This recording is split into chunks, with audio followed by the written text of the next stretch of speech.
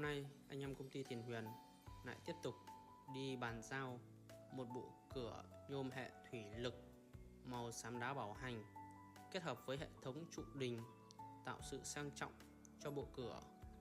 Với kích thước bộ cửa là 4m9 phủ bì x 3m thì công ty Thiền Huyền đã thiết kế thông thủy cánh là 2m62 x 2m56 cho anh gia chủ.